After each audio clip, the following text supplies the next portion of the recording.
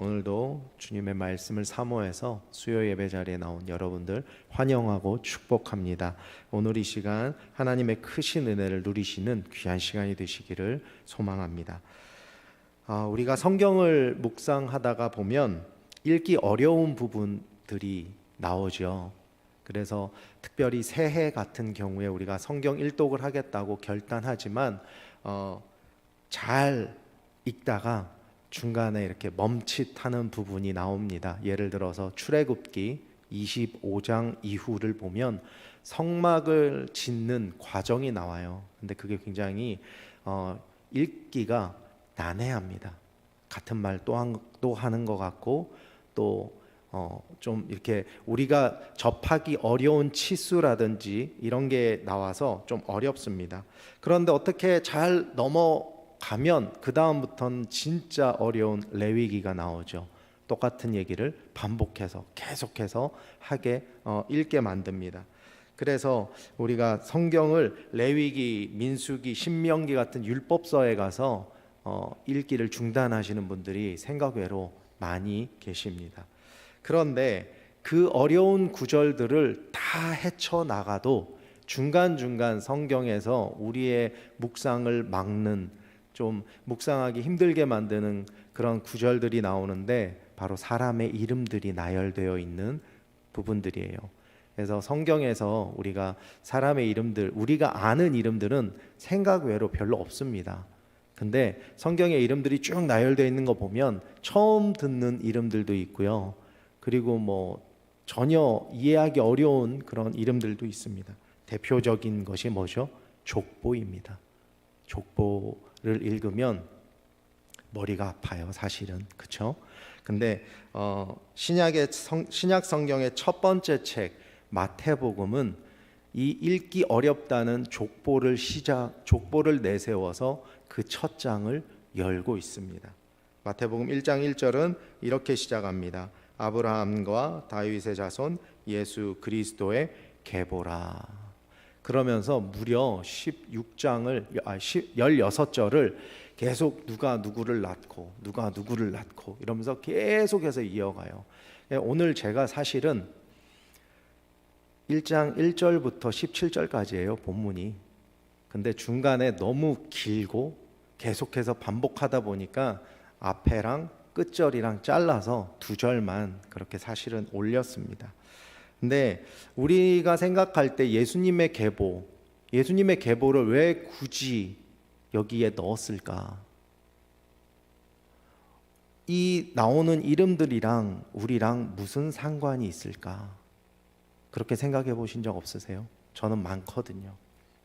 근데 예수님의 계보는 단순한 가계도가 아닙니다. 하나님의 언약과 구속의 역사가 시간과 공간 속에서 어떻게 성취되어 왔는지를 보여주는 믿음의 연대기입니다.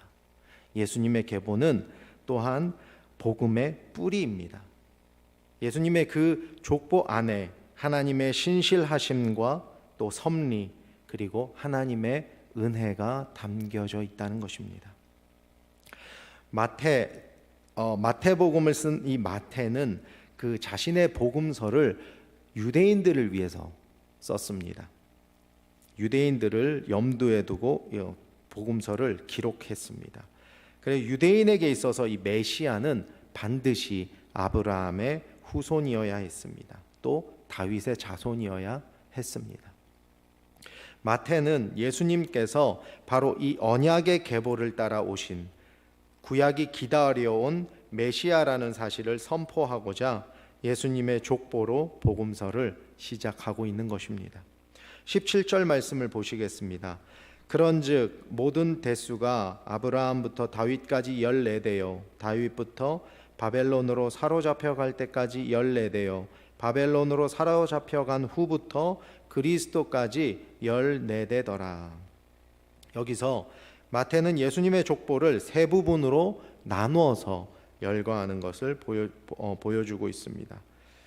이 세 부분으로 나눠서 이제 구속사의 흐름을 보여주는 거예요. 먼저 아브라함부터 다윗까지입니다. 아브라함부터 다윗까지 14대라고 했는데 이는 언약의 시작과 왕권의 도래를 의미합니다. 그리고 다윗부터 포로기까지는 국가의 멸망과 영적 추락에 대해서 이야기합니다. 그리고 포로기부터 그리스도까지는 회복의 기다림과 메시아의 도래를 나타내는 것입니다. 마태가 이런 것들을 염두에 두고 의도적으로 그렇게 끊었다라는 거예요. 이 구조는 그냥 숫자로 이렇게 하는 것이 아니라 여기에 나오는 14대요 할 때의 14는 히브리어로 다윗이라는 이름의 자음의 숫자입니다.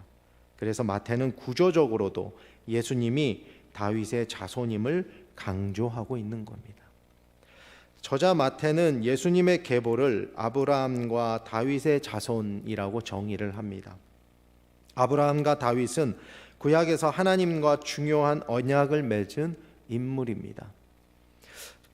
우리 꿈터 친구 중에 어느 날 저에게 이런 이야기를 물어보는 친구가 하나 있더라고요. 목사님, 왜 창세기를 보면요, 아브라함의 하나님, 야곱의 하나님, 이삭의 하나님은 있는데 왜 요셉의 하나님, 왜 다른 사람의 하나님은 왜 안 나오고 왜 꼭 그 세 명의 이름만 가지고 그렇게 이야기를 하나요? 라고 물어보더라고요. 근데 제가 그거에 대해서 생각을 하고 있었을까요? 안 하고 있었을까요? 사실은 생각을 그렇게 안 했어요. 왜냐하면 그거에 대해서 별로 그렇게 중요하다라기보다는 생각을 솔직히 잘 못하고 있어서 당황스럽더라고요. 그래서 언뜻 생각이 그거는 하나님하고 약속한 사람들이잖아 라고 말을 했어요. 그리고 나서 빨리 찾아봤어요. 예, 그렇게만 이야기하고는 그거는 하나님하고 약속을 한 사람들이야, 그래서 그렇게 나올 거야, 이삭이 하나님하고 약속하진 않았잖아 라고만 말하고는 얼른 이제 그러고 넘기고 얼른 가서 따로 찾아봤어. 근데 진짜 그렇더라고요. 그래서 그 다음에 만났을 때 맞아, 내가 그때 이렇게 얘기했는데 그게 맞더라 라고 이야기를 했습니다. 이렇듯이 아브라함은 하나님과 언약을 맺은 사람이었어요. 창세기 12장 3절입니다. 너를 축복하는 자에게는 내가 복을 내리고 너를 저주하는 자에게는 내가 저주하리니 땅의 모든 족속이 너로 말미암아 복을 얻을 것이라 하신지라. 이렇게 하나님은 아브라함과 언약을 맺으셨습니다. 또 다윗은 어떻습니까? 다윗도 하나님께서 약속을 주셨어요. 사무엘하 7장 12절과 13절입니다. 내 수완이 차서 내 조상들과 함께 누울 때에 내가 내 몸에서 날 내 씨를 내 뒤에 세워 그의 나라를 견고하게 하리라. 그는 내 이름을 위하여 집을 건축할 것이요 나는 그의 나라 왕위를 영원히 견고하게 하리라. 예수님께서는 아브라함의 후손으로서 모든 민족에게 복을 주시는 분이십니다. 또한 다윗의 자손으로서 영원한 왕권을 가지고 오신 분입니다.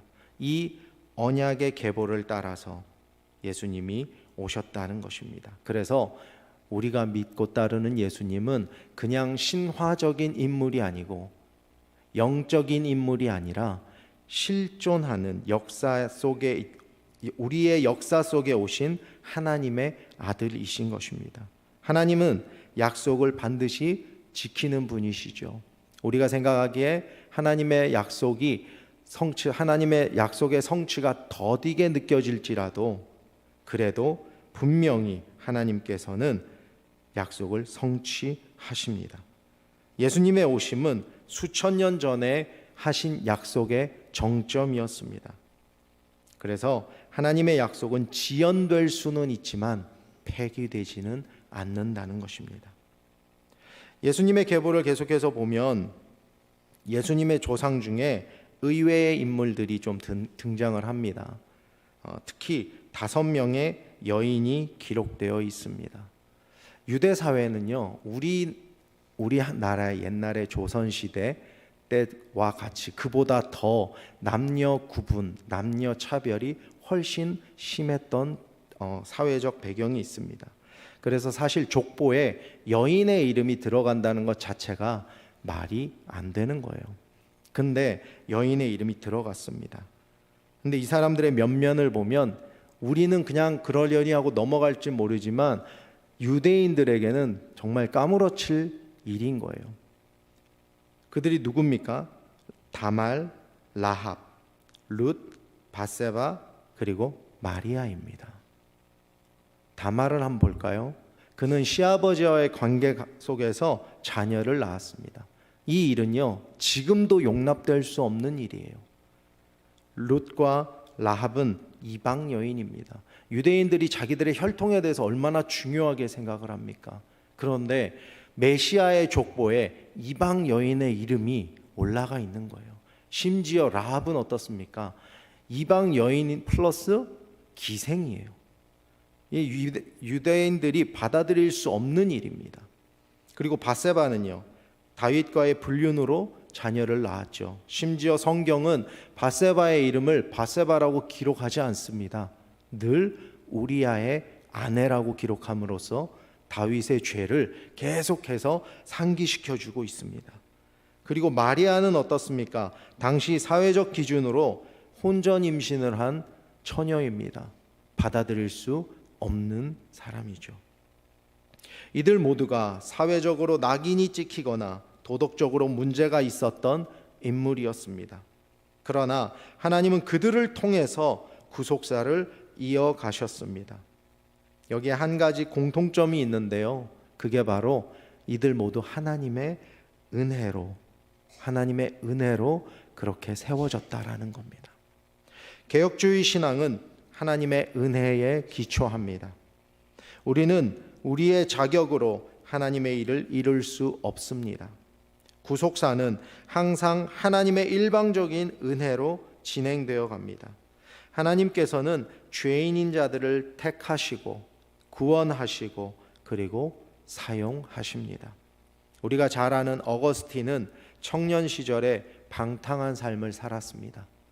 그러나 하나님의 은혜로 회심하고 교회의 가장 위대한 교부 중 한 명이 되었습니다. 하나님은 오늘날에도 죄인을 통해 일하고 계심을 믿으시길 바랍니다. 또한 이 계보에는 이스라엘 왕들의 이름이 등장을 합니다. 다윗, 솔로몬, 르호보암, 므낫세, 요시야 등입니다. 그런데 이 왕들 중에 하나님 앞에 정직하지 못했던 왕들이 많이 있습니다. 예를 들어 르호보암은 나라를 분열시켰습니다. 므낫세는 우상 숭배했고 무죄한 피를 많이 흘렸습니다. 여호야긴은 바벨론에 의해 포로로 끌려가기까지 했습니다. 그러나 이런 모든 실패와 죄악에도 불구하고 하나님께서는 역사의 흐름을 멈추지 않으셨습니다. 이 계보는 결국 예수 그리스도에게로까지 이어지게 됩니다. 이것이 하나님의 주권인 것입니다. 우리의 삶이 때때로 실패와 실수투성이처럼 보일 수 있습니다. 그러나 하나님의 섭리는 그것을 꺾지 않으십니다. 도리어 그 연약함을 통해서 구속사의 역사를 이루어 가십니다. 예수님의 족보는 결국 한 인물에게 도달을 하게 됩니다. 16절입니다. 야곱은 마리아의 남편 요셉을 낳았으니 마리아에게서 그리스도라 칭하는 예수가 나시니라. 이전까지는 누가 누구를 낳고의 반복이었습니다. 그리고 아버지의 이름이 나왔습니다. 그런데 16절에서 변화가 일어나죠. 요셉에게서 예수가 나왔다가 아닙니다. 마리아에게서 그리스도라 칭하는 예수가 나시니라. 예수님은 인간의 시로 온 것이 아니라 성령으로 잉태되어 마리아에게서 나신 분입니다. 이 전환은 예수님이 완전한 인간이시며 동시에 하나님으로부터 오신 구원자이심을 선포하는 것입니다. 그분의 이름 예수는 자기 백성을 그들의 죄에서 구원할 자라는 뜻입니다. 그리고 그리스도는 기름 부음 받은 자, 즉 하나님께서 약속하신 메시아라는 것입니다. 이 계보의 결론은 단순한 혈통이 아니라 예수 그리스도를 통해 이루어지는 구원입니다. 계보는 오직 그분에게로 그리고 복음의 성취로 그렇게 이어지게 됩니다. 예수 그리스도의 계보는 역사적인 기록인 동시에 신앙의 기록이며 구속사의 통로인 것입니다. 우리는 그리스도 안에서 이 계보에 연합된 자들입니다. 갈라디아서 3장 29절입니다. 너희가 그리스도의 것이면 곧 아브라함의 자손이요 약속대로 유업을 이을 자니라. 예수님의 계보는 단지 유대인의 족보가 아닙니다. 그리스도를 믿는 모든 자, 곧 저와 여러분들이 바로 하나님의 구속의 족보에 들어가게 된 것입니다. 이 시간 우리는 말씀을 통해서 깊이 묵상해 보기를 원합니다. 나는 지금 하나님의 은혜의 계보 안에 있는가? 나는 내 삶의 실패와 연약함을 주권적 하나님께 어떻게 맡길 것인가? 하나님의 언약의 성취를 믿으며 어떠한 신실한 삶으로 응답할 것인가? 오늘 말씀으로 나눈 이 족보가 단순한 이름의 나열이 아니라 복음의 뿌리이며 구원의 역사이며 지금도 우리 각 사람 안에서 진행 중인 하나님의 이야기임을 믿고 허락된 삶을 주님과 동행하시며 나아가시는 저와 여러분들이 되시기를 우리 주님의 이름으로 축원합니다.